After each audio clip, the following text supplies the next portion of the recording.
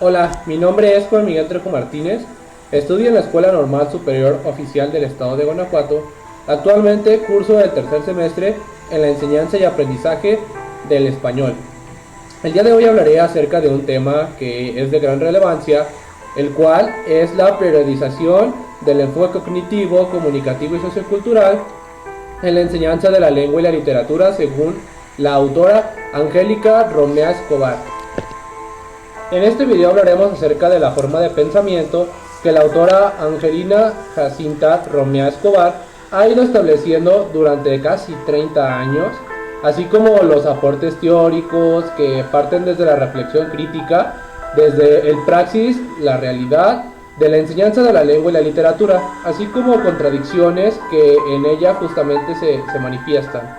La autora denomina saltos teóricos que representan distintas concepciones y teóricas y a su misma vez también metodológicas. En estas concreta el enfoque cognitivo, comunicativo y sociocultural, a los cuales a continuación les presentaré. Comenzaremos con una pregunta. ¿Cuáles son las características del enfoque comunicativo sociocultural para la enseñanza de la lengua y la literatura?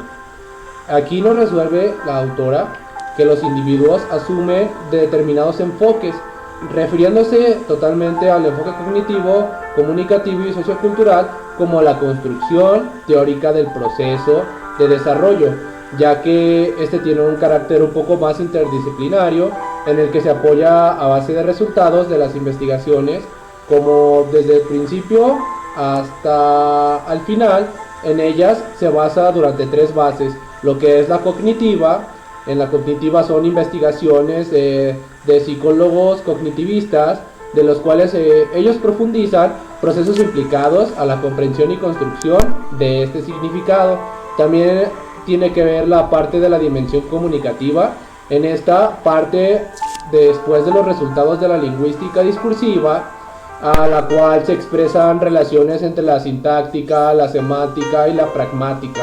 Y también en esta tiene que ver la dimensión sociocultural.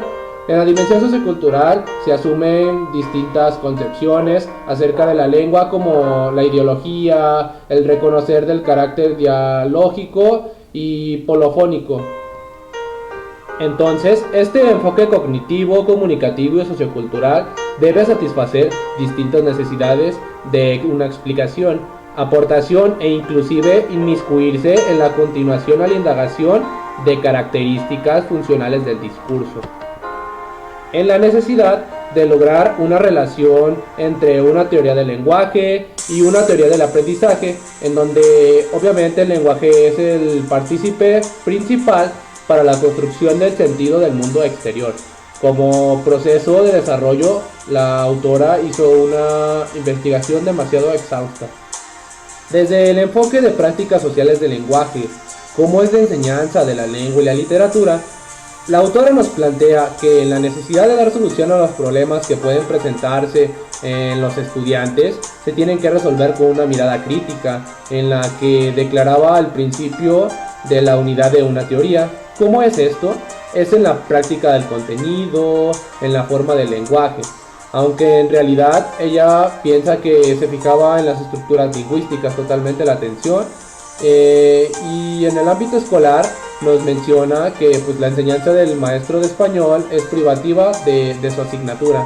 En el segundo periodo nos muestra algunos aportes teóricos en los que la concepción tradicional de enseñanza nos dice que la lectura, la expresión oral, la expresión escrita, la gramática ortográfica, la literatura, los cuales tienen objetivos y contenidos propios. Esta concepción didáctica pues es novedosa y se relaciona con la cognición, el discurso y la sociedad. Estos ámbitos del segundo periodo son compartimentos de los componentes que nos ayuda para la enseñanza de la lengua y la literatura. A partir de este segundo periodo de aportes teóricos, las ideas esenciales de la didáctica se centraron en la significación y el discurso. Estas se definieron como 3 puntos. El primero es los componentes funcionales como procesos cognitivos para intervenir dentro de una comunicación. El punto número 2 nos dice que los conceptos del componente funcional priorizado y componentes funcionales subordinados atribuyen a una triada dialéctica. Y el punto número 3 nos dice que, de acuerdo a lo anterior, otro salto teórico en el que se superaba definitivamente la separación entre la lengua y el habla. En esta nos dice que tiene una actuación didáctica de la lengua tradicional a una didáctica de la lengua del texto. Angelina Romea Escobar nos propone 4 posiciones didácticas acerca de la enseñanza del análisis de las estructuras lingüísticas. Como número 1 nos tiene la caracterización de las estructuras del sistema y el discurso, teniendo en cuenta la diversidad funcional. En esto se incluye la semántica, la sintáctica y la pragmática en los textos literarios. Como punto número 2 tiene la caracterización de las estructuras. Estas contribuyen a la formación de los conceptos, la macroestructura semántica, formal e inclusive de la superestructura textual. En estas pues serían las características de la textualidad. Como punto número 3 nos tiene la caracterización de la funcionalidad en las estructuras lingüísticas, estas con la intención y finalidad de la discursiva.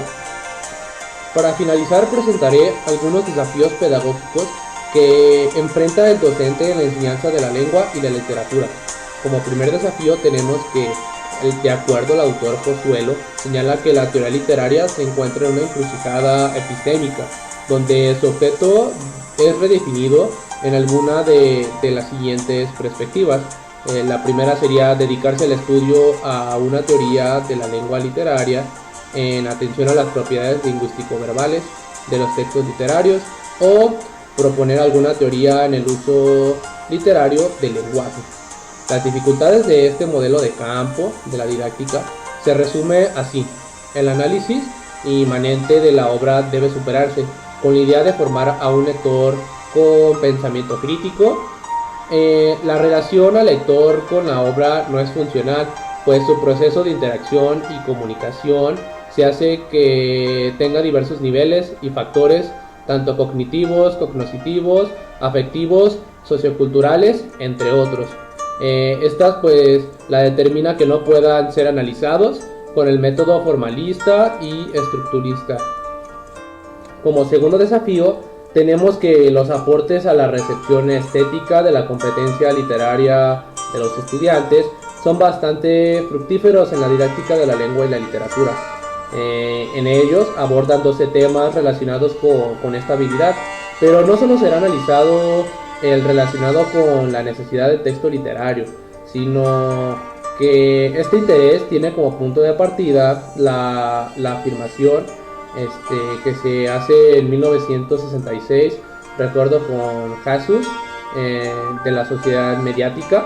Nos informa que manifiesta la función crítico-social en la cual ha sido posible, en virtud del análisis de la obra literaria, se ha venido desapareciendo debido al desarrollo de los medios masivos de comunicación que pues actualmente tenemos en nuestra vida cotidiana. En otros términos, esta situación provoca la pérdida de la subjetividad y arrastra consigo una actitud pasiva por parte de los alumnos, ocasionada por una serie de distractores culturales, estos sustentados en estrategias comunicativas pensadas milimétricamente para aglutinar adeptos en torno al consumo indiscriminado de los signos.